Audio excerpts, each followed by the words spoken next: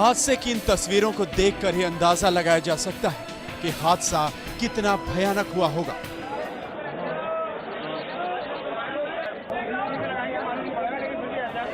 हादसे के शिकार लोगों को न कुछ सोचने का मौका मिला, न समझने का।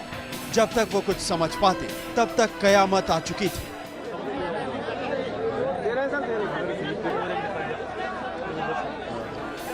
इस साल का सबसे बड़ा ट्रेन हादसा मथुरा के पास अंजाम ले चुका था।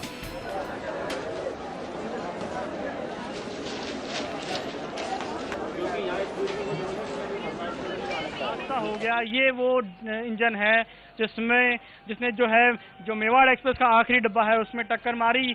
ये आधे हिस्से में घुस आया है इंजन, आप देख सकते हैं। जो ऊपर की छतें थी वो तक इसमें नीचे आ गिरी हैं।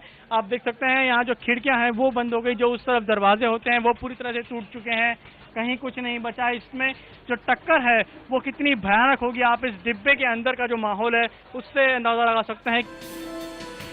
हादसा सुबह 5 बजे के करीब दिल्ली आगरा रूट पर हुआ। मेवाड़ एक्सप्रेस पटरी पर खड़ी थी।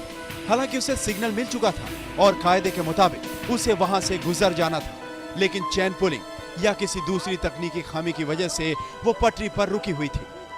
तभी पीछे से उसी पटरी पर गोवा एक्सप्रेस आ गई और फिर जो हुआ वो आपकी आंखों के सामने है। टक्कर इतनी जबरदस्त कि गोवा एक्सप्रेस का इंजन मेवाड़ एक्सप्रेस के डिब्बे में समा गया।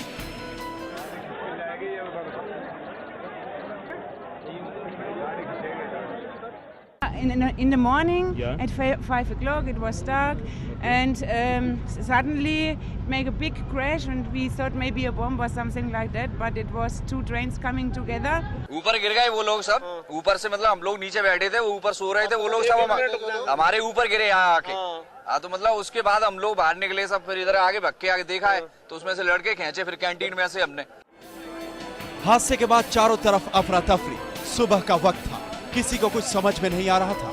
खबर मथुरा स्टेशन तक पहुंची तो राहत और बचाव का काम शुरू हुआ। जल्दी ही सेना के जवान भी मोर्चे पर लग गए। मृतकों के शव निकाले गए और घायलों को उपचार के लिए अस्पताल लेकर भागा गया।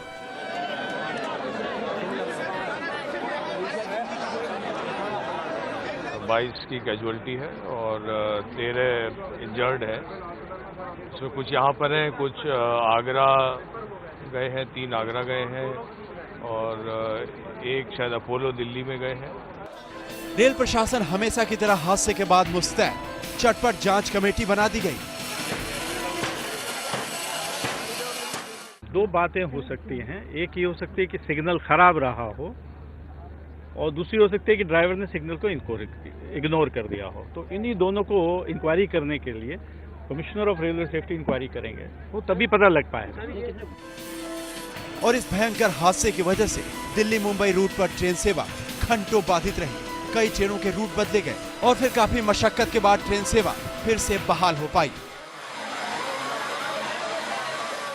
किस तरह से इसको उठाया जा रहा है, पूरे रेलवे का जो कोच है, पूरा कोच किस तरह पर कच्चे इसके उड़े हुए हैं और उसको पूरा साइड में लाया गया है। एक बहुत पावरफुल, एक बहुत ही शक्तिशाली क्रेन के जरिए इसको किया जा रहा है और सारे इंजीनियर्स रेलवे के साथ में जितने कर्मचारी हैं लगे हैं।